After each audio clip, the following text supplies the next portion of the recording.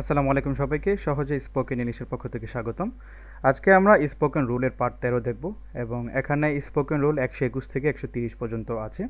যারা আমাদের পূর্ববর্তী ক্লাসগুলো করেনি তাদের কাছে অনুরোধ হবে পূর্ববর্তী ক্লাসগুলো করে তারপরে এই ক্লাসে আসবেন এবং আমাদের ক্লাসগুলোর পিডিএফ ডেসক্রিপশন বক্সে দেওয়া আছে।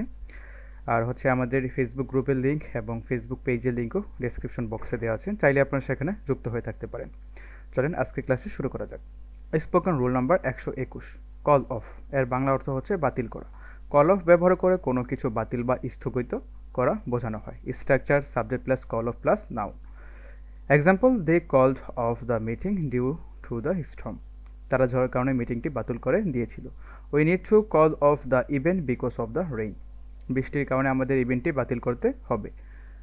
The company call off the project because of financial issue. কোম্পানিটি আর্থিক সমস্যার কারণে প্রকল্পটি বাতিল করে দিয়েছিল। He called off party at the last moment. সে শেষ মুহূর্তে পার্টিটি বাতিল করে দিয়েছিল। She called off the trip due to personal reasons. সে ব্যক্তিগত কারণে সফরটি বাতিল করে দিয়েছিল। They had to call off to concern because of the weather. তারা আবহাওয়ার কারণে কনসার্টটি বাতিল করতে হয়েছিল। I had to call off my appointment due to an emergency.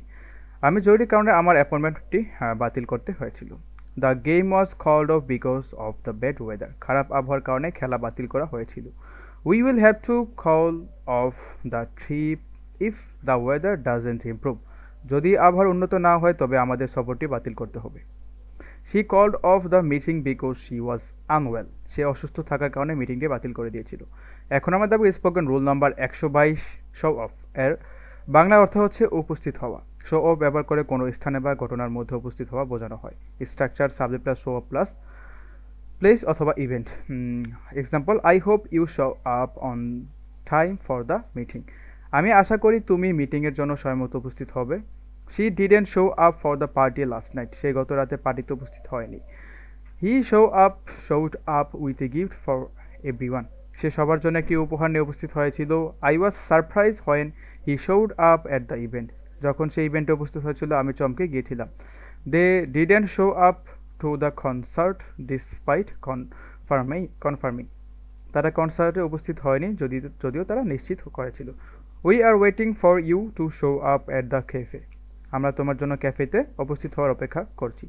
She always shows up early for the classes. সে ক্লাসের জন্য সবসময় আগে উপস্থিত হয়। He showed up unexpectedly at the gathering. সে একেবারে অপ্রত্যাশিতভাবে সবাই উপস্থিত হয়েছিল। I didn't show up to work because I was sick. আমি অসুস্থ ছিলাম তাই কাজে উপস্থিত হয়নি। They showed up for the meeting at the last minute. তারা শেষ মুহূর্তে উপস্থিত হয়েছিল। Spoken rule number 123, turn down অর্থ প্রত্যাখ্যান করা। টার্ন ডাউন ব্যবহার করে কোনো প্রস্তাব বা অনুরোধ প্রত্যাখ্যান করা বোঝানো হয়। Structure subject plus turn down plus noun. Example, she turn down the job offer because of the salary. সে বেতনের সমস্যার কারণে চাকরিটি প্রত্যাখ্যান করেছিল। He turn down my invitation to the party. সে আমার পার্টির আমন্ত্রণ প্রত্যাখ্যান করেছিল। They turn down to proposal for a new project. তার নতুন প্রকল্পের প্রস্তাবটি প্রত্যাখ্যান করেছিল। I turn down the opportunity to work abroad. আমি বিদেশে কাজ করার সুযোগটি প্রত্যাখ্যান করেছিলাম। She turn down the scholarship offer. সেই স্কলারশিপের প্রস্তাবটি প্রত্যাখ্যান করেছিল। He turn down the invitation because he was busy. সে ব্যস্ত থাকার আমন্ত্রণটি প্রত্যাখ্যান করেছিল। We had to turn down the request for an extension. আমাদের সময়সীমা বাড়ানোর অনুরোধে প্রত্যাখ্যান করতে হয়েছিল। He turn down the proposal for the new partnership. সে নতুন অংশীদারিত্বের প্রস্তাবটি প্রত্যাখ্যান করেছিল। They turn down the offer of collaborate with the company. তারা কোম্পানির সাথে সহযোগিতার প্রস্তাবটি প্রত্যাখ্যান করেছিল। I had to turn down the invitation due to the prior commitment. আমি পূর্ব প্রস্তুতির কারণে আমন্ত্রণটি প্রত্যাখ্যান করতে হয়েছিল। Spoken rule number 124, run into দেখা হওয়া বা সম্মুখীন হওয়া। রান ইনটু ব্যবহার করে আকস্মিকভাবে দেখা হওয়া বা সমস্যার সম্মুখীন হওয়া বোঝানো হয়। Structure subject plus run into plus noun. I run into an old friend at the market. আমি বাজারে একটি পুনর বন্ধুর সাথে দেখা করলাম। She run into traffic on her way to work. সেই কাজের পথে ট্রাফিকের মুখোমুখি হয়েছিল। We run into some unexpected issue with the project. আমরা প্রকল্পের সঙ্গে কিছু অপ্রত্যাশিত সমস্যার মুখোমুখি হয়েছিলাম। He run into his teacher at the book store. Say book store তার শিক্ষকের সঙ্গে দেখা করছিল। I run into a problem with my computer.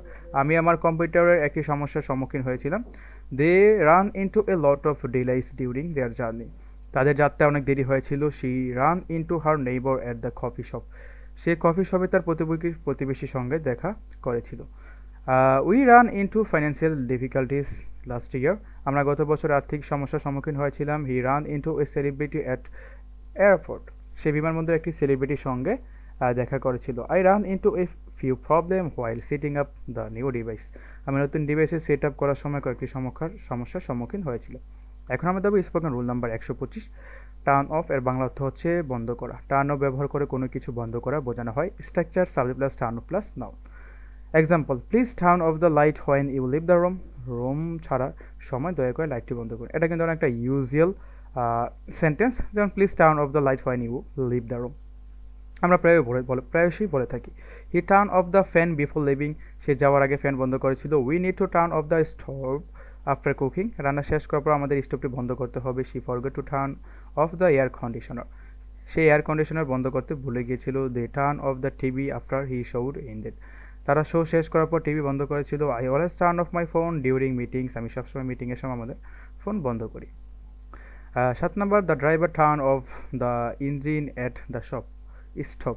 চালক স্টপে ইঞ্জিন বন্ধ করেছিল। Don't forget to turn off the computer. Computer বন্ধ করতে ভুলবেন না। She turn off the water tap after washing her hands. সে হাত ধোয়ার পরে পানির কল বন্ধ করেছিল। He turn off the alarm because it was too loud. সে অ্যালার্মটি বন্ধ করেছিল কারণ এটা খুব জোরে ছিল। এখন দেখবো spoken rule number 126। Come across. এর বাংলা অর্থ হচ্ছে খুঁজে পাওয়া বা দেখা হওয়া। কাম অ্যাক্রস ব্যবহার করে আকস্মিকভাবে কোনো কিছু পাওয়া বা কারোর সঙ্গে দেখা হওয়া বোঝানো হয়। Structure subject plus come across plus noun. Example, I come across an interesting book in the library. আমি লাইব্রেরিতে একটি আকর্ষণীয় বই খুঁজে পেয়েছিলাম। I come across an old friend at the mall. She come across an old friend at the mall. সে মলে একটি পুরনো বন্ধুর সঙ্গে দেখা করেছিল। We come across some ancient ruins during our trip. আমাদের ভ্রমণের সময় আমরা কিছু প্রাচীন ধ্বংসাবশেষ খুঁজে পেয়েছিলাম। He come across a beautiful painting and the exhibition. সে প্রদর্শনীতে একটি সুন্দর পেন্টিং খুঁজে পেয়েছিল। They come across a new restaurant while walking. হাঁটার সময় তারা একটি নতুন রেস্তোরাঁ খুঁজে পেয়েছিল। 6 নম্বর, I come across an old photo album while cleaning the attic. Attic পরিষ্কার করার সময় আমি একটি পুরনো ছবি অ্যালবাম খুঁজে পেয়েছিলাম। She come across a rare flower in the garden. সে বাগানে একটি বিরল ফুল খুঁজে পেয়েছিল। 8 নম্বর হচ্ছে we come across a traffic jam on our way home. আমরা বাড়ি ফেরার পথে একটি ট্রাফিক জ্যামের মুখোমুখি হয়েছিলাম। He come across an inspiring quote online. সে অনলাইনে একটি প্রেরণাদায়ক উক্তি খুঁজে পেয়েছিল। They come across a stray dog near the house. তারা তাদের বাড়ির কাছাকাছি একটি পথভ্রষ্ট কুকুর খুঁজে পেয়েছিল। এখন আমরা দেবো spoken rule number 127। After being এর বাংলা অর্থ হচ্ছে হওয়ার পরে বা থাকার পরে। আফটার বিং ব্যবহার করে কোনো কিছু হওয়া বা থাকার পরে কাজ বোঝানো হয়। Structure after being plus verb. Past participle form হবে rest of the sentence. After being praised she felt motivate to work harder. প্রশংসা পাওয়ার পর সে আরও কঠিন পরিশ্রম করতে অনুপ্রেরিত হয়েছিল। He left the team after being citizen by his কোচের সমালোচনা এখানে ক্রিটিসাইজ হয়েছে। He left the team after being criticize by his কোচের সমালোচনা পাওয়ার পর সে দল ছেড়ে দিয়েছিল। After being elected the mayor promise to improve the city. নির্বাচিত হওয়ার পরে মেয়র শহর উন্নয়নের প্রতিশ্রুতি দিয়েছিল। She decided to rest after being treated by the doctor. ডাক্তারের চিকিৎসা পাওয়ার পর সে বিশ্রাম নেওয়ার সিদ্ধান্ত নিয়েছিল।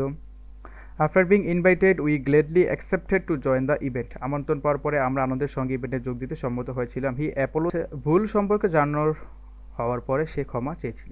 After being scolded the children promise to behave better. বকা খাওয়ার পরে বাচ্চা আরও ভালো আচরণ করার প্রতিশ্রুতি দিয়েছিল। She gained confidence after being supported by her friends. বন্ধুদের সমর্থন পাওয়ার পরে সে আত্মবিশ্বাস পেয়েছিল। After being promoted he threw a party to celebrate. পদোন্নতি পাওয়ার পর সে উদযাপনের জন্য একটি পার্টি দিয়েছিল। We felt relaxed after being help by the volunteers. স্বেচ্ছাসেবকদের সাহায্য পাওয়ার পরে আমরা আরাম অনুভব করেছিলাম।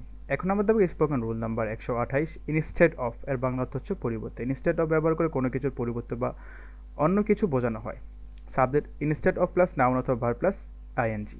Instead of watching TV you should read a book. TV দেখার পরিবর্তে তোমার একটি বই পড়া উচিত। She walk to work instead to taking a cab. To taking a cab. Cab নেওয়ার পরিবর্তে সে হেঁটে অফিসে গিয়েছিল।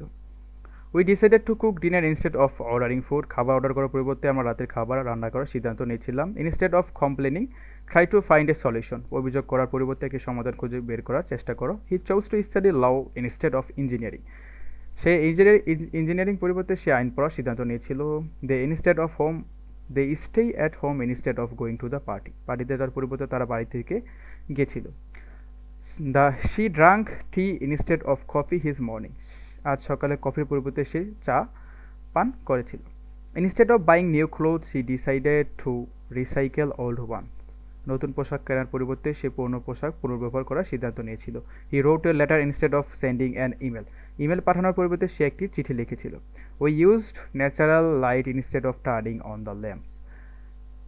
ল্যাম্প চালু করার পরিবর্তে আমরা প্রাকৃতিক আলো ব্যবহার করেছিলাম। এখন আমরা দেখব spoken rule number 129। Scare of ভীত বা কোনো কিছুর প্রতি ভয় পাওয়া।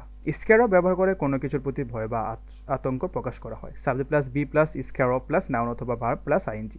এখানে বি বলতে বোঝানো হয়েছে বিভার যেগুলো আছে, যে আটটা আছে am is are, was were, be, been, being, এগুলো আপনি ব্যবহার করতে পারেন। অ্যামিজার হবে প্রেজেন্ট টেন্সের ক্ষেত্রে, ওয়াজার হবে পাস্ট টেন্সের ক্ষেত্রে। যেমন I am square of height, আমি উচ্চতার প্রতি ভয় পাই। I was scare of heights যদি বসানো হতো তাহলে হতো যে আমি উচ্চতার প্রতি ভয় পেতাম। She is scared of spider, সে মাকড়সার প্রতি ভীত। They are scared of swimming in the deep water, তারা গভীর পানিতে সাঁতার কাটতে ভয় পায়। He is scared of speaking in public, সবার সামনে কথা বলতে ভয় পায় সে আর কি। We are scared of losing our job, আমরা আমাদের চাকরি হারানোর প্রতি ভীত। She is scared of failing the exam, সে পরীক্ষায় ব্যর্থ হওয়ার প্রতি ভীত। I am square of travelling alone at night, আমি রাতে একা ভ্রমণ করতে ভয় পাই। He is scared of dogs because of past incidents, একটি অতীত ঘটনার কারণে সেই কুকুরের প্রতি ভীত। They are scared of trying something new, তারা কিছু নতুন করার চেষ্টা করতে ভয় পায়। She is scared of being left alone, সে একা থেকে যাওয়ার প্রতি ভীত। এখন আমরা দেখব স্পোকেন রুল নাম্বার 130। আশা করছি আমাদের বেসিক টু অ্যাডভান্স স্পোকেন কোর্সের ফ্রি ক্লাসগুলো ইউটিউব চ্যানেলে আপলোড করা হবে, তাই আপনাদের সবার কাছে রিকোয়েস্ট সহজে স্পোকেন ইংলিশের ইউটিউব চ্যানেলটি সাবস্ক্রাইব করে পাশে থাকা। হ্যাভিং এ হার্ড টাইম এর বাংলা অর্থ হচ্ছে কঠিন সময় পার করা বা কোনো কাজ করতে সমস্যা হওয়া।